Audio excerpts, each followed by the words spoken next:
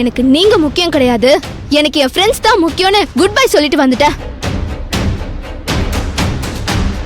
நான் உங்களை நம்பிதான் வந்திருக்கேன். நான் உங்க கூட தங்கிக்கலாம்ல? மது, என்னடி இப்படி சொல்லிட்ட? இது உன் வீடு, நீ இங்கேயே பெர்மனண்டா தங்கிக்கலாம்.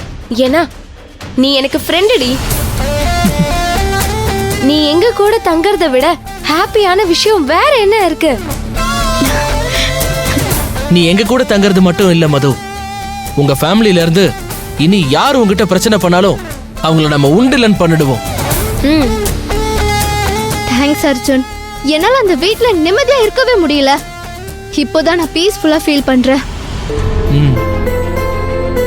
இப்பதான் நீ எங்க வீட்ல ஒருத்தி ஆயிட்டல்ல, இனிமே உனக்கு எந்த பிரச்சனையும் வராது. ஏன் அவங்க அப்படி இருக்காங்க மது? ஸ்கூலை கட் அடிச்சுட்டு மூவிக்கு போனது தப்புன்னு சொல்லி உங்ககிட்ட ஏன் இவ்வளவு அக்ரெசிவா நடந்துக்கிறாங்க? அவங்களுக்கு என்ன கண்டாலே பிடிக்காது அர்ஜுன். நான் எந்த பொருளை ஆசைப்பட்டு கேட்டாலும் வாங்கி கொடுக்கவே மாட்டாங்க.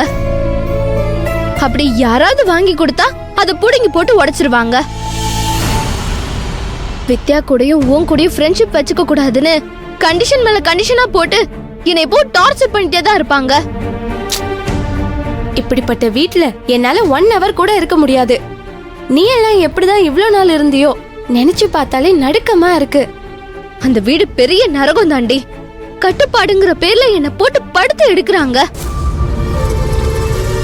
திரும்ப அந்த வீட்டுக்கு போறத பத்தி என்னால நினைச்சு கூட பார்க்க முடியாது. இனிமே நீ அங்க போக வேண்டிய தேவையா இருக்காது Madhu. You don't worry. Thanks Arjun. ஆமா மது, உன்னை கை நீட்டி அடிச்ச உங்க அம்மாவை சும்மாவே விடக்கூடாது. ஆமா வித்யா, அவங்களுக்கு சரியான பாடம் புகட்டி தான் ஆகணும். ஆனா அதை எப்படி பண்றதுதான் எனக்கு தெரிய மாட்டேங்குது. அவங்க அப்படியே கதி கலங்கி போற அளவுக்கு என்கிட்ட ஒரு சூப்பர் ஐடியா இருக்கு. அது என்னன்னு சொல்லுடி.